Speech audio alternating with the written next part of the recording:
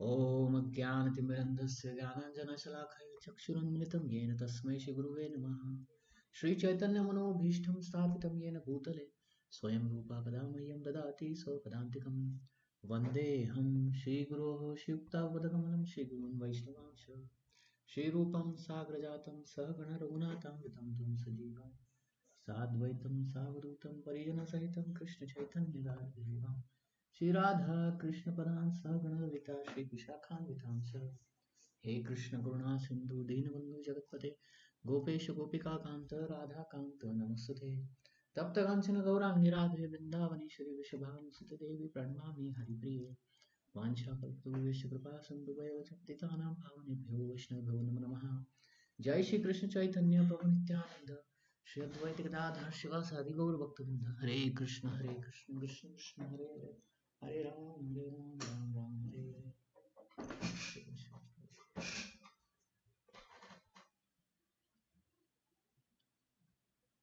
Okay, so we are in seventh chapter of Bhagavad Gita. We are reading seventh chapter, of which we started the 15th chapter.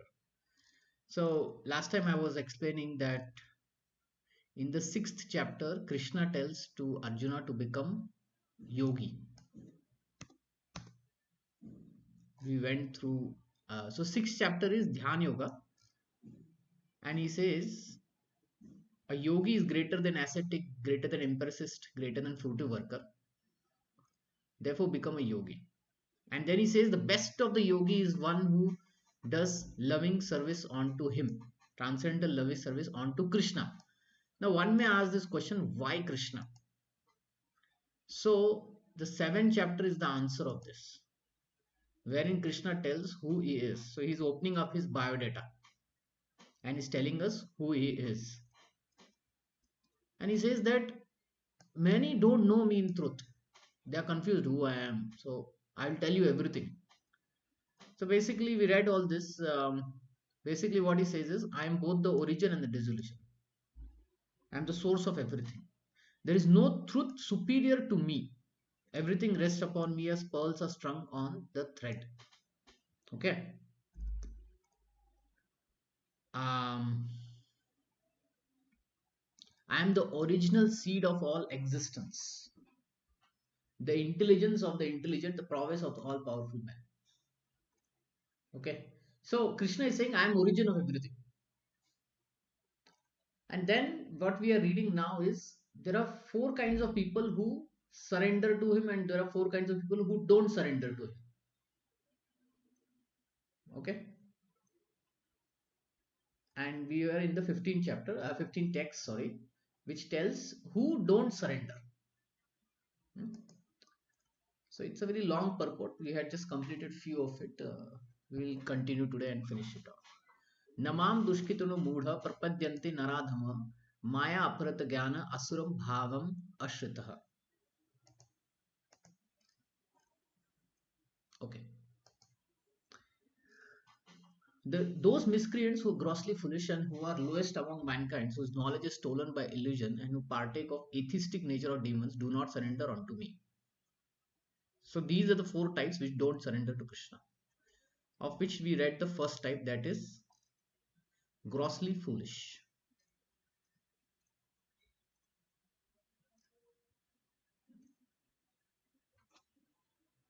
Okay. So grossly foolish are those who manufacture their own worldly plans and complicate the problem of material existence. Have you seen someone cutting a branch of a tree? We have seen, like, if one cuts the branch of tree, you know, many images are there.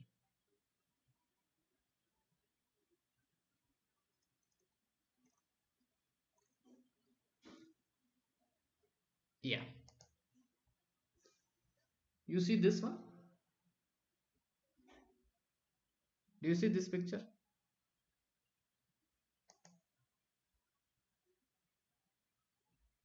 Are you there? Yes, Prabhuji. Hmm. We are able to see. 1 minute. What happened?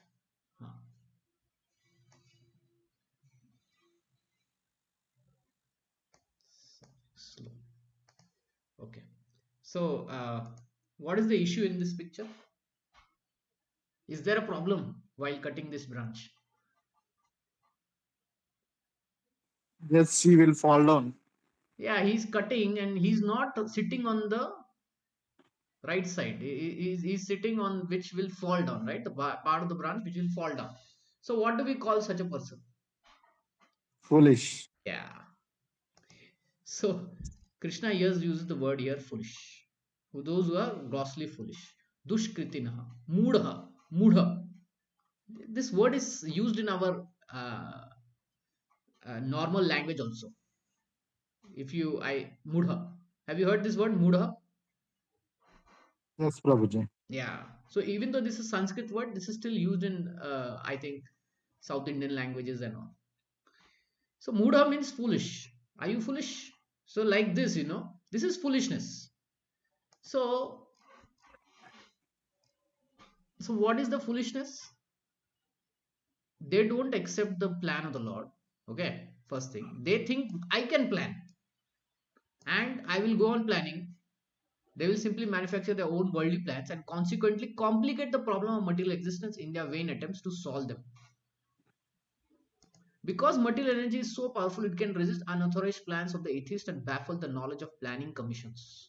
There are so many planning commissions, right?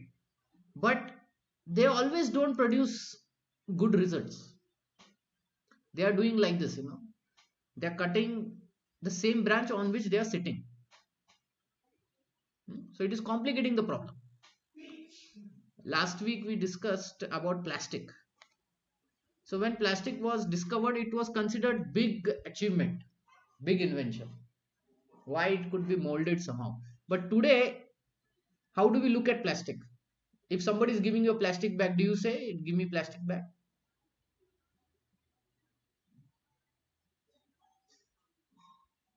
Today, we don't want to use plastic bags, right? Because it has created so much pollution that the government is saying ban on single use plastic, right? So give a Yes, plastic which is Prabhuji. strong enough, which I can use it for many years and months, not the thin ones, right? Yes, Prabhuji. Yeah. So the plastic was not created by God, no? It was created by man in the 1960s or 70s. Now man thought it is very great invention, but what happened? It complicated the problem, and today there is so much plastic pollution. See, 100 200 years back, people used to just throw their waste nearby, right? In some dump and all that. They used to just throw it. But that never used to cause pollution. Agreed? In the river Ganga or in any river, people used to throw their waste, na? 100 200 years back. Yes or no? Yes, Prabhuji. But that is biodegradable. Ha. Now people are doing the same thing with the plastic. But the plastic is not degradable. So if we have a plan and if we don't listen to Krishna's plan, then we complicate the problem. So there are such people who complicate problem unnecessarily. Hmm? First of all, they reject God and then they complicate it. One more principle we discussed. Let's see.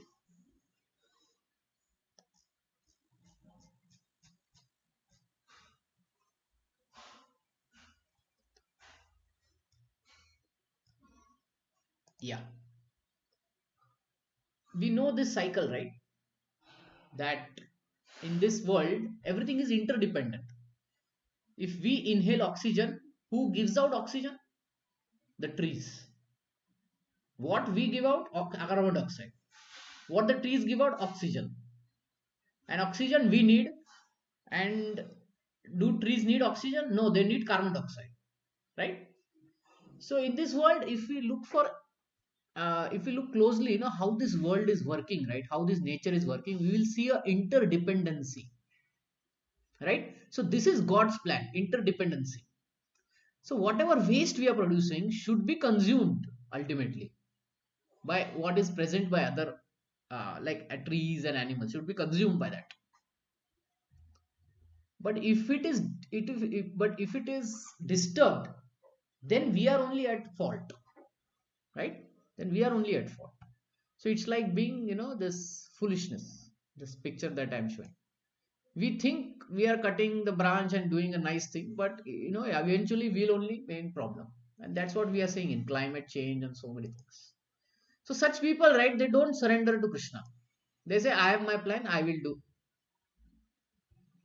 The atheistic plan makers are described herein with the words dushkritina, miscreants. Kriti means one who has performed meritorious work. The atheistic plan maker is sometimes very intelligent and meritorious also. Because any gigantic plan, good or bad, must take intelligence to execute. But because the atheistic brain is improperly utilized in opposing the plan of the Supreme Lord, the atheistic plan maker is called dushkriti, which means that his intelligence and efforts are misdirected.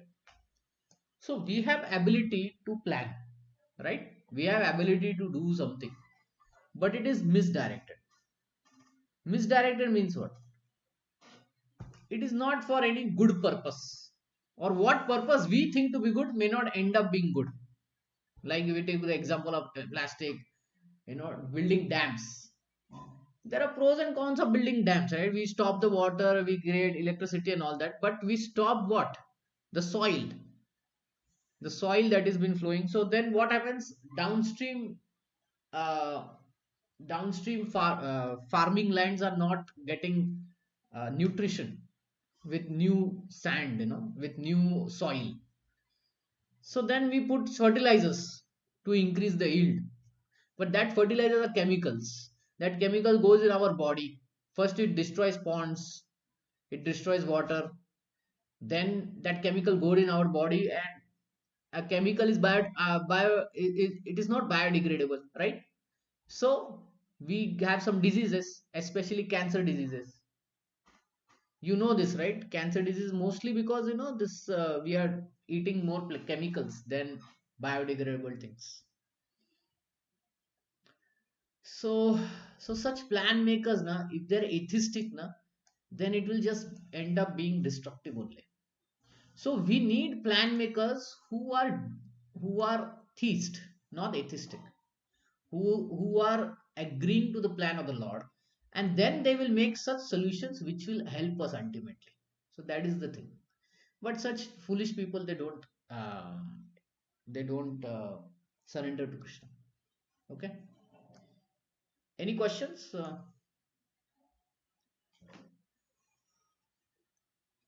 No, Prabhuji. Okay. In the Gita, it is clearly mentioned that the material energy works fully under the direction of the Supreme Lord. It has no independent authority. It works as shadow moves in accordance with the movement of the object. But still, material energy is very powerful, and the atheist, due to the godless temperament, cannot know how it works, nor can he know the plan of the Supreme Lord. Under illusion and mode of passion and ignorance, all the plans are baffled, as in the case of Hiranyakashipu and Ravana. So, Hiranyakashipu, Ravana, these are from Vedic times. They created their own system. But what happened? Their plans got ultimately destroyed.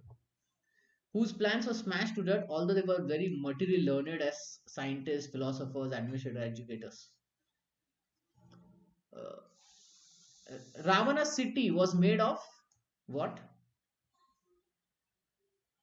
What was Ravana's city made of? Gold. Gold, right? So, what kind of administration is needed to have gold city, to have a gold palace? Amazing administration is needed, right? Amazing control is needed, amazing technology is needed. So everything he had, but he went against the plan of God, and then he suffered. Okay, so the first one are the Mudas. So Prabhupada explains more about it. Are those who are grossly foolish. They're like hard-working beasts of the burden. They want to enjoy the fruit of labor by themselves, and so do not want to part with them for the supreme. The typical example of beast of the burden is ass. Ass means donkey. This humble beast is made to work very hard by his master. The ass does not really know for whom he works so hard and day and night.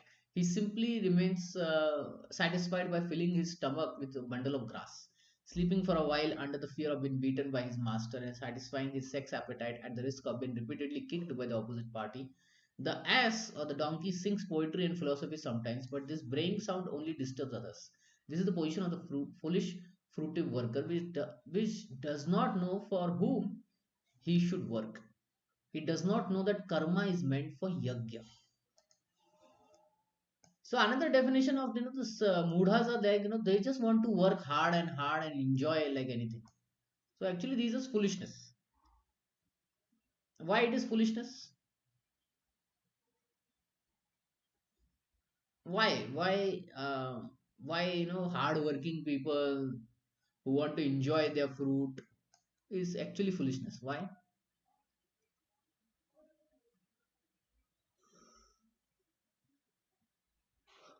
Why do you think they are foolish? I mean, someone will tell, right? I like to work hard, I like to earn, and then I will like to spend it. What is the problem? It's okay, I think, Prabhuji. Then why Prabhupada is saying or Krishna is saying it is foolishness?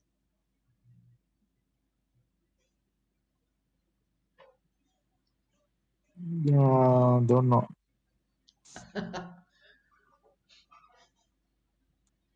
Okay.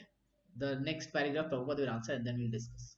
Most often, those who work very hard day and night to clear the burden of self created duties say that they have no time to hear for immortality of the living being. To such mudas, material gains which are destructible are lives all in all, despite the fact that mudas enjoy only very small fraction of the fruit of labor. Sometimes they spend sleepless nights, day and night, for fruitive gain, and although they may be having ulcers and indigestion, they are satisfied with particularly no food, and they simply observed in working hard day and night for the benefit of illusory masters. Ignorant of their real master, the foolish waste their valuable time serving mammon. Unfortunately, they never surrender to the supreme master of all masters, nor do they take time to hear of him from the proper sources. The swine who eats the night soil do not care to accept the sweet meats made of sugar and ghee. Similarly, the foolish worker will untiringly continue to hear of the sensible enjoyment tiding of the flickering mundane world, but will have very little time to hear about eternal living force that moves the material world. So now, after reading this paragraph, why do you think they are foolish? They enjoy only fraction of their fraction only they will enjoy, not the complete. They will have sleepless nights, indigestion, Okay. all they will face. Okay. Someone may say, no, I don't enjoy fraction. I get all the money that I want. Okay. I get in crores and I can buy big houses and big cars. They buy cars which are 2 crore rupees. We may buy a car which is like few lakhs of rupees. They will say, I will buy 2 crore rupees car. So I'm enjoying fully. The whole car is mine. Where is the fraction?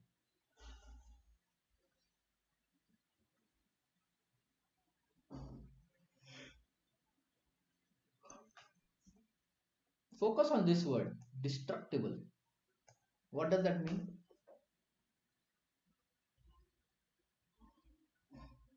Destructible means which is temporary. Yeah.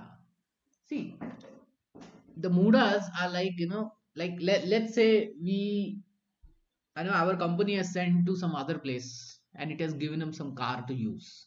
Okay. Now we have to use that car for company purpose only. Now one cannot keep that car to himself, right? When his business visit is done, he has to get back to his original city, right? And he has to leave that car over there. So whatever material gains that one may get is destructible in sense it is temporary, right? We may go to some vacation, we may stay in some five-star hotel, but all this is temporary, right? Do we stay there for many years or just we stay there for few days, right? Isn't it? Yes, probably. Yeah. So that's how it is temporary. So even one may say, okay, I buy this 2 crore of car. If he becomes old, will he be able to use it? No. Once he dies, will he be able to use it? No. So it is not eternal benefit. Na? When he dies, Do we send the car also with himself, with the dead? No, right? It remains here only. So Muda should understand the temporariness of the world, and then should look out where is the eternality. Okay. So one who doesn't look for eternality is like animal only, and then they will live and die like animal. That's it. Another cause of Dushkriti or miscreants are the Naradhama or the lowest of mankind. Nara means human being, Adhama means lowest. Out of the 8.4 million species of living beings, there are 400,000 human species. Out of these, there are numerous lower forms of human life that are mostly uncivilized. The civilized human beings are those who have regulated principles of social, political, and religious life. Those who are socially and politically developed but who have no religious principle must be considered Naradhamas. Nor is religion without God is religion. Nor is religion without God religion. Because the purpose of following regulative principle is to know the supreme truth and man's relation with him. In the Gita, the personality of Godhead, Sri Krishna, clearly states that there is no authority above him and that he is the supreme truth. The civilized form of human life is meant for man's reviving the lost consciousness of the eternal relation with the supreme truth. The personality of Godhead Sri Krishna, who is all powerful. Whoever loses this chance is classified as Naradama.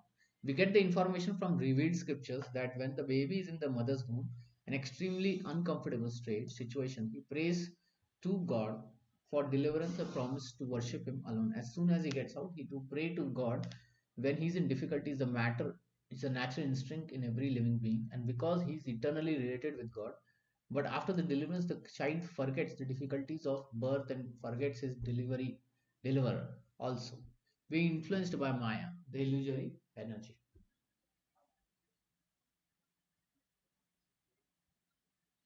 So Naradhamas are, they are socially very good, materially also very good people, but spiritually they are zero,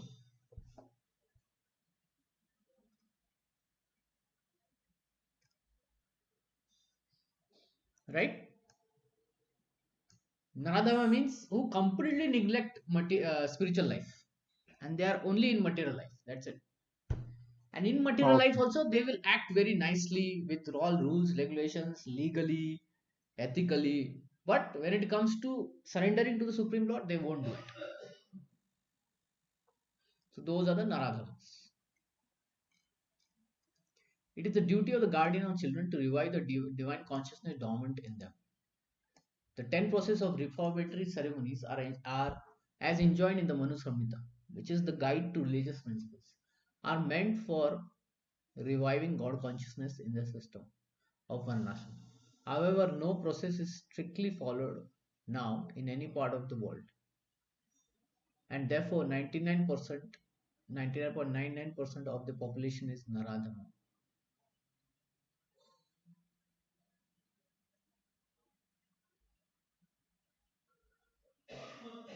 So,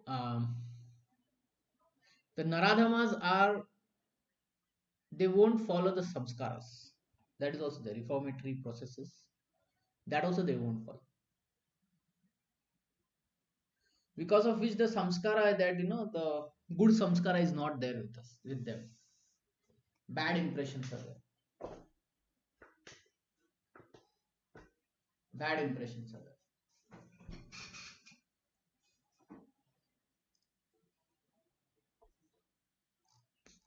When the whole population becomes Naradhama, naturally all their so-called education is made null and void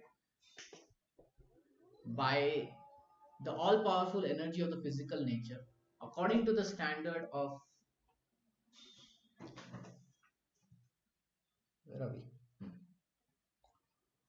According to the standard of Gita, a learned man is one who sees on equal terms the learned Brahmana, the dog, cow, elephant, and dog eater. That is the vision of a true devotee. Sri Nityananda Prabhu, who is incarnation of Godhead as divine masters, delivered the typical Naradhamas, the brothers Jagai and Madai, and showed how the mercy of real devotees bestowed upon the lowest of mankind. And the Naradhama who is condemned by the Supreme Personal Godhead, can again revive his spiritual consciousness only by the mercy of a devotee.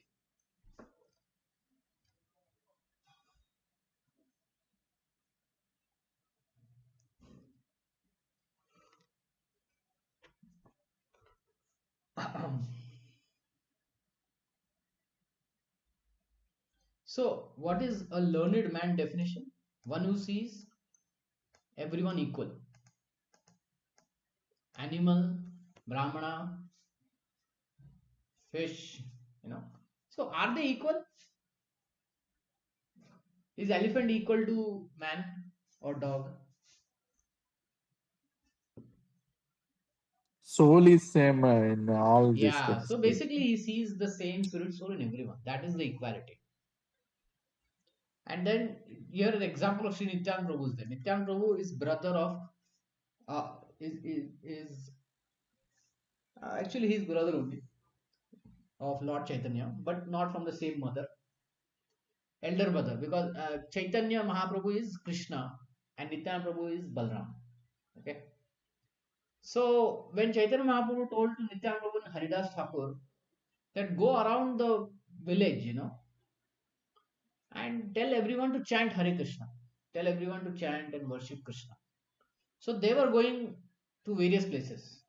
In Mayapur, that is in Bengal, there were these two brothers, Jagai and Malai.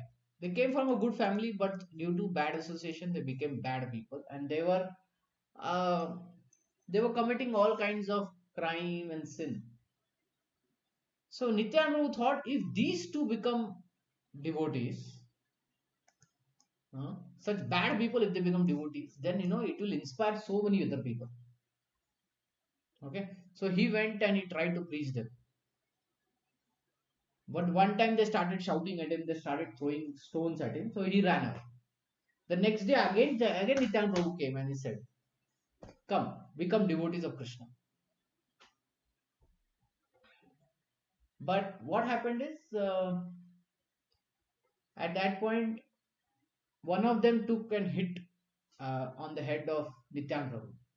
At that very moment, Chaitanya Mahaprabhu appeared and he wanted to kill Jagai and Malai. But Nityan Prabhu said, you cannot kill in this incarnation. You have to show mercy. So, so, um, so Chaitanya Mahaprabhu forgave both of them, and then he told them that if you seek forgiveness from Nityan Prabhu, then I will forgive you. And they took forgiveness from Nityan Prabhu, and then Chaitanya Mahaprabhu embraced them, and they became good devotees, pure devotees. They became. So, like this is a story, that we may come from very good social background and all that, but we may live also very nicely, you know. But if you don't take to Krishna consciousness, if you don't take to spirituality, then we are as equal as Naradhama, lowest of the mankind. Mankind means one who's living like a man, right? Where else?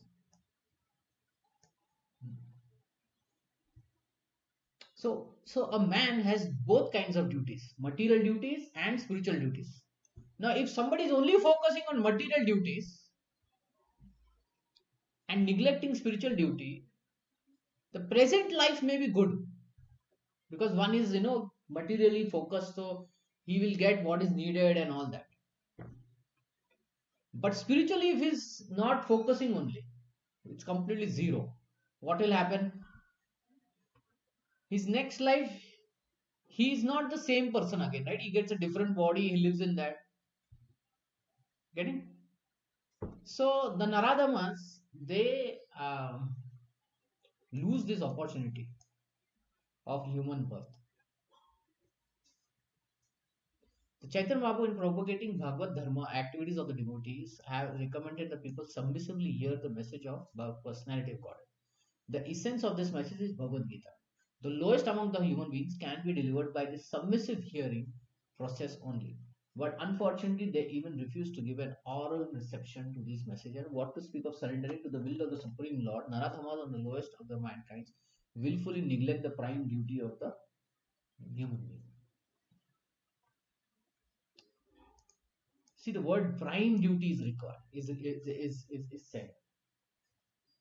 So, like I said, every man, every woman have two kinds of duties. One is material duty, one is spiritual duty.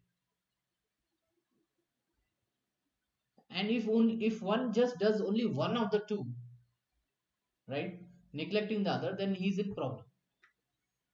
Both have to be done simultaneously. So neglect should not be there.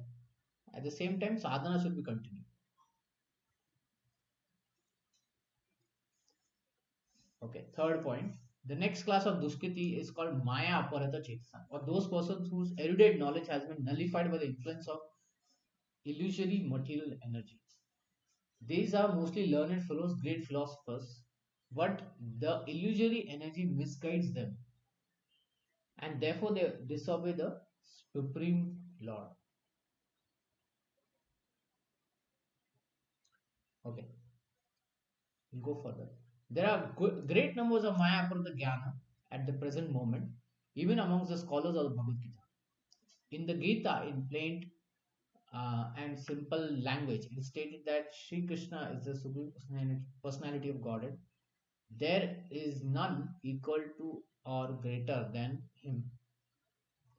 He is mentioned as the father of Brahma, the original father of all humans, of all human beings. In fact, Sri Krishna is said to be not only the farmer of Brahma, but also the father of all species of life. He is the root of the impersonal Brahman and Paramatma. The super soul in every entity is his plenary portion. He is fountainhead of this of everything, and everyone is advised to surrender onto his lotus feet. Despite all these clear statements, the Maya Aprata Jnana derides the personality of Supreme Lord and considers him merely another human being. They do not know that the blessed form of human life is designed after eternal and transcendental feature of the Supreme Lord. We'll finish one more paragraph and then we'll explain. Uh, all the unnaturalized interpretations of Gita by the class of Maya Aparta Jnana outside the purview of Parampara system are so many stumbling blocks on their path of spiritual understanding. The deluded interpreters do not surrender unto the personality, so lotus feet of Sri Krishna, nor do they teach others to follow. So Maya Aparta Jnana is what?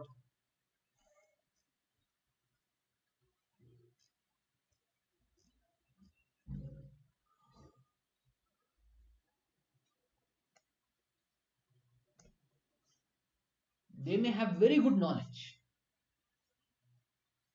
Okay. They may talk very nicely, like scientists, philosophers, poets, literary. They can be best in their field. But have they taken to Krishna consciousness or to God consciousness? No. They are very proud. I have a lot of knowledge. I can change things. Why do you need God? Like this is one of the statements. So, so what is the use of that knowledge? No? What is the use of the knowledge? So this is Maya Apratina Jnana.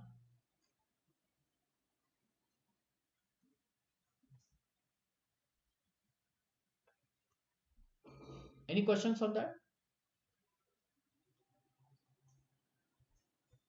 No, Prabhuji. Okay. Okay. So the last class of Dushkita is called Asurim Bhava, Ashritaha, or those of demoniac principles. This class is openly atheistic.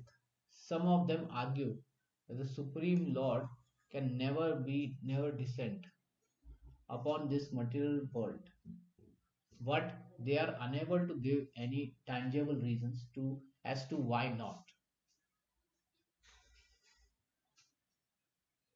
There are others who make him subordinate to the impersonal feature, although the opposite is declared in Gita. Envious of the supreme personality of Godhead, the atheist will present a number of illicit incarnations manufactured in the factory of his brain. Such persons whose very principle of life is to decry the personality of Godhead, cannot surrender unto the lotus feet of Sri Krishna. So, this is Asurim Bhavam. Asurim Bhavam means Asura means those who don't believe and worship Sri Vishnu. That's it. But they will try to live in a very good way in their home. But because they are not taking to Krishna consciousness, not surrendering to Krishna, um, they are dushkriti, miscreants.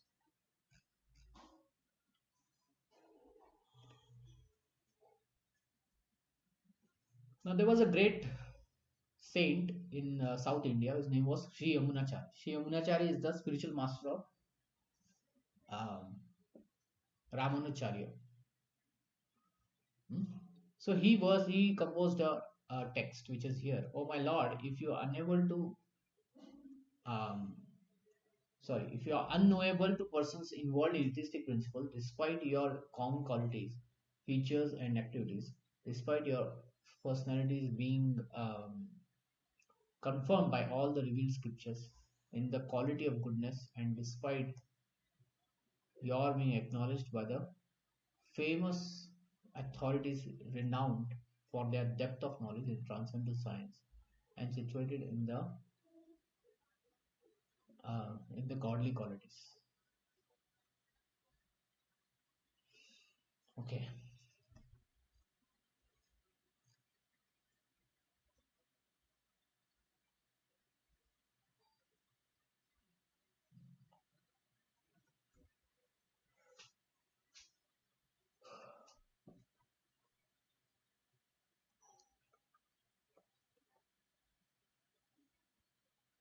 So the atheistic principles, right?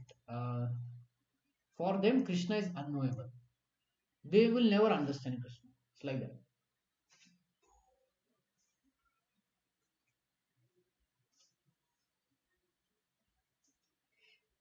Okay. Therefore, grossly foolish people and low kinds of men and deluded spectators and the professed atheist are above mentioned. Never surrender unto the lotus feet of the personality of Godhead, in spite of all scriptural and authoritative advice.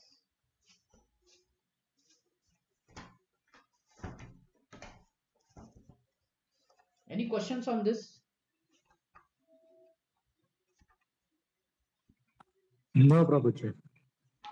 Okay.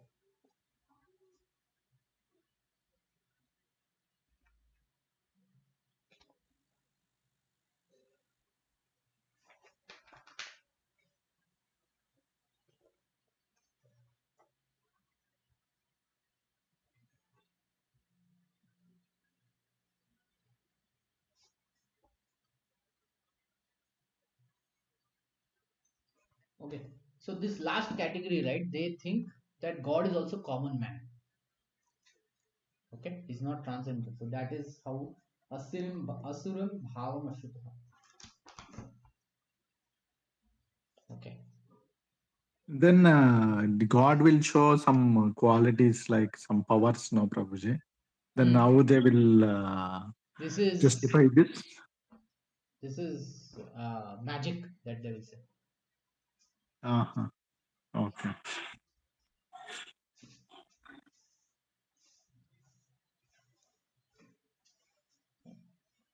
So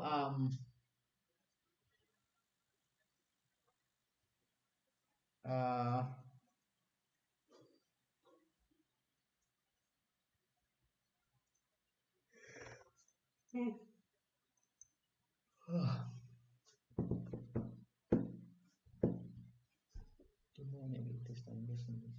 like Shishupal.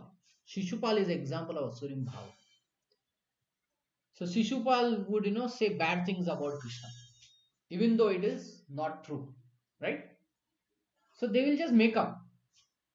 They will make up, if something Krishna shows, they will say it's not true, he's just using magic, like that. Okay. Okay, Prabhuji. Hmm.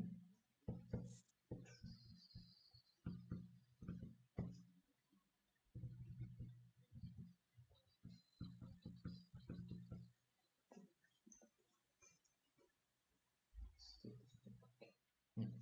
Okay, move to the next verse, 7.16, which is another good verse. Chaturvida bhajate mam. Okay, you can complete this. Chaturvida bhajate mam janah jana sukritana arjuna artho jigyasur artharti jnani cha bharat rashabha. So now Krishna in the previous verse discussed four people who cannot surrender: foolish, naradhamas, lowest of mankind, maya aparita, jnana, deluded speculators, asurim bhava, demoniac atheist. Now these are four Chaturvidam. Chatur means four, who do bhajan of Krishna, who surrender to Krishna. Who are those? Artho, Jigyasur, Artharti, and Jnani. So these four of them. All best among the Bharatas. Four kinds of pious men begin to render devotional service unto me: the distressed, the desire of the wealth, the inquisitive, and he who is searching for knowledge of the absolute. So distressed. Distress means in their life there is trouble. In whose life there is no trouble? Everyone has some trouble, right? Yes, Everyone in this Prabhuji. world has some or the other problem, right? Yes, Prabhuji. Yeah. So what do people do? They go to temple, they pray to Lord, right? Get my problem solved. So these are the ones who take to devotions. Then their desire of wealth. We are all working for what? Wealth, right? To collect wealth. If some scheme comes and says, you can earn 10 times more, we may, go for that scheme, right? Because some desire of wealth is there. So again, we go to Krishna, we desire for wealth, and Krishna gives it according to our capacity and qualification. Then the third one is inquisitive. Inquisitive are those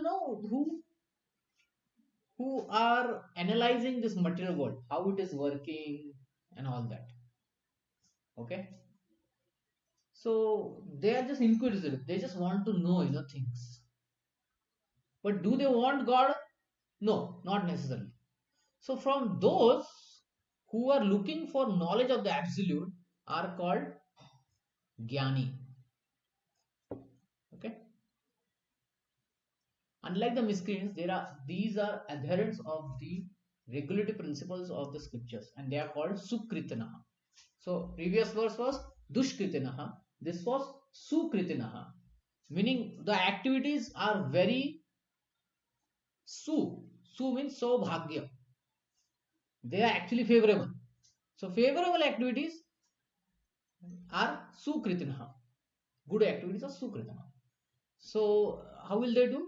They will obey the rules and regulations of scriptures, the moral and social souls, and more or less devoted to the supreme law. Out of these, there are four classes of men who are sometimes distressed, who are in need of money, and who sometimes inquisitive, and those who are sometimes searching after knowledge of the absolute truth.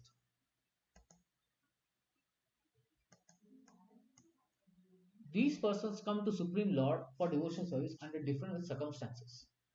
They are not pure devotees, but because they have some aspiration to fulfill in exchange of for devotion service. Pure devotion service is without aspiration and without desire for material profit.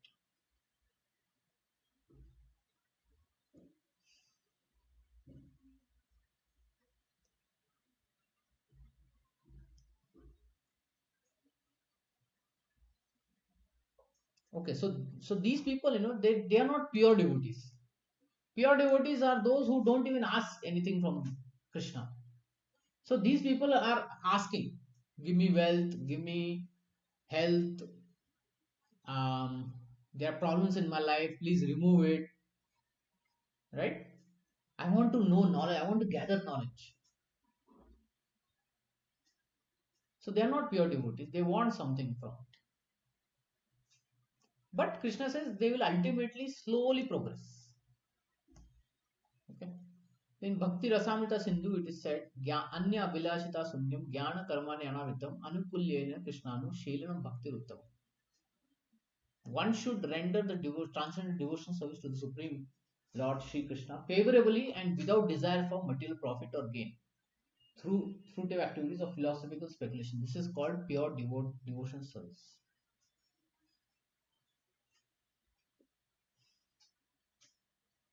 Okay, so what these four kinds of people will do? They will render transcendental loving service to Supreme Lord Sri Krishna, and some of them will not desire for any material profit or gain. So those are doing pure devotion service. Rest of them are doing mixed devotion service.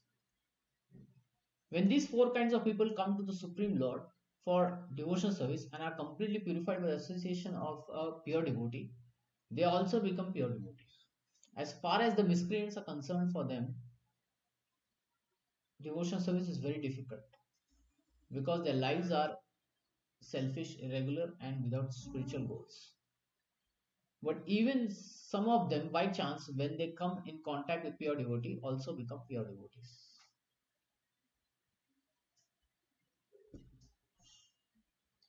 So in the previous verse, right, Mishkitanas, how do they live? They live very selfish. They're irregular and without spiritual goals. Three things: selfish, irregular, and without spiritual goals. So these four devotees, they avoid this. Okay. Those who are always busy with fruitive activities come to the Lord in material distress and at that time associate with pure devotee and become, in their distress, devotees of the Lord. So in the previous verse, Dushkritinas were there. In this verse, the Sukritinas are there. And Acharyas have said that if anybody maybe, Dushkritina, Sukritina, if they get association of pure devotee, they will advance fast. You know, that is the power of association of devotees. They will take up to devotional service very quickly. They will become more sincere if they come in association of pure devotee.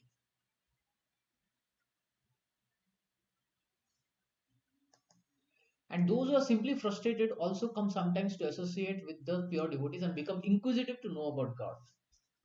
Similarly, when dry philosophers are frustrated in every field of knowledge, they sometimes want to learn of God and they come to the Supreme Lord to render transcendental devotional service and thus transcend knowledge of impersonal Brahman and localized Paramatma and come to the personal conception of Godhead by the grace of Sri Krishna or pure devotees. On the whole, when the distressed, the inquisitive, the seeker of the knowledge, and those who are in need of money are freed from all material desires, and when they become fully understand that material remuneration has nothing to do with spiritual improvement, they become pure devotees. As long as such a purified stage is not attained, devotees and transcendental serving to the Lord are tainted with fruitive activities, the search for mundane knowledge, etc.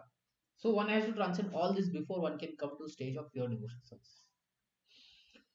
A lot of things have been said, but if we summarize, we will understand. Okay, these are pious people. They will follow the Vedas. Some of them are distress, problems in life, so they'll come to Krishna, they'll come to God.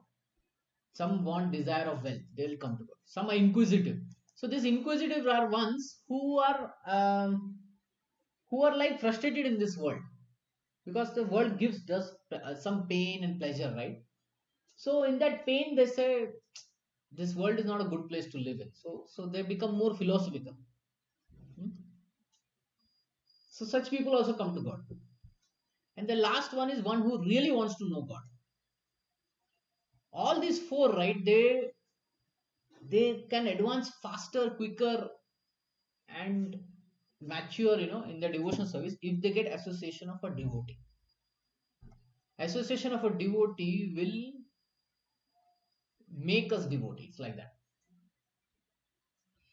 So that is a hint. In the previous verse, they were dushkitanas. Even if they also get some association, they will also advance. There's one very nice story. If I have taken that story here, it's about the Migrari the hunter. Migrari the hunter. So once there was a hunter who was killing animals half, was half killing animals. And the animals were suffering because they were not fully killed, right? They were suffering. And by that place only Narad Muni was going, and he's saying that animals are being half killed. Who is doing it? So he walks few distance and he sees that there is a hunter there, and he asks the hunter, "Is that what you did? Animals which are half killed?" And the hunter said, "Yes, that is what I did." So then Narad Muni told him, "Well, they are going through so much pain. You simply kill them fully. Don't keep them half killed." And then Vigrari, the hunter, they had a discussion. hmm, They had a discussion on karma, where Vigrari understood that all these killings will one day come back to him, and he will also be killed in animal life, and the cycle of birth and death. So one has to improve one's karma.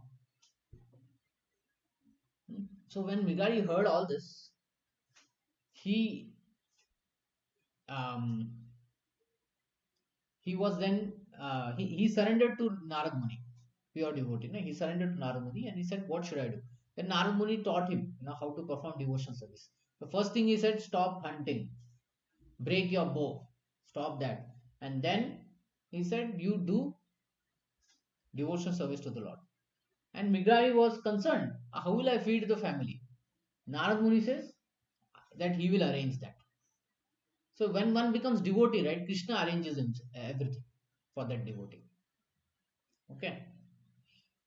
So devotee association is so important.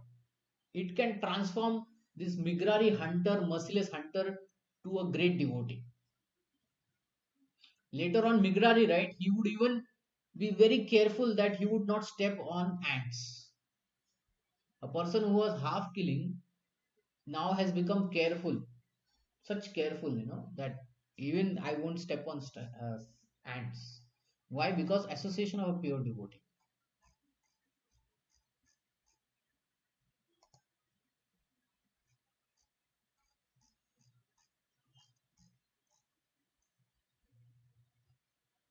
Okay. Um, we have 2 minutes only left. Let's open up for some questions. Any questions at this point? No questions, Prabhuji. Okay. So very short, I will tell you, and we'll stop. Examples of distressed, distressed. Right? Example is given as Gajendra. Gajendra the elephant. Have you heard about that story? The Yes, elephant I was, know the story, Prabhuji. yeah. So Gajendra falls in this distress condition. What did he do? He offered a lotus flower to the Supreme Lord, and the Supreme Lord came on Garuda and cut the head of the crocodile. So in the distressed example is Gajendra. In the Jigyasu, or let's say Artharthi, desire of wealth, is Dhruva Maharaj. Dhruva Maharaj wanted a kingdom greater than his grandfather, right? Greater than his father and grandfather, both. So he also came to Krishna, but he became a pure devotee. And he got association of Dhruva Maharaj. He got association of whom? Narad Muni, right? Okay. Then is inquisitiveness. Inquisitiveness means they want to know. They want to know more about this world, how it works, and all that. They want to know all the Puranas, the Upanishads. So here in Srimad Bhagavatam, when it was spoken in Naimisharanya, that's a place in Uttar Pradesh. hmm, Um, then there were these Shonak Adi Rishis. Shonak Adi Rishis. They are um, they are falling in this inquisitive bracket. And then those who are searching for knowledge of absolute. This is Shukdev Goswami, who is speaker of Bhagavatam. Okay, who is speaker of Bhagavatam. Okay. Okay. So no questions, then we can stop. Hmm?